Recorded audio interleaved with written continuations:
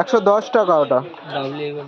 कौन सा देखे देखा 140 একটা 40 110 বড়টা 160 একটা 160 টাকা ওটা।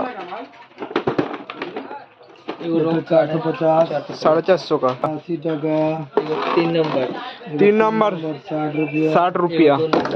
एगो 2 नंबर 50 रुपया 50 रुपया। एगो टोडलार 55 টাকা।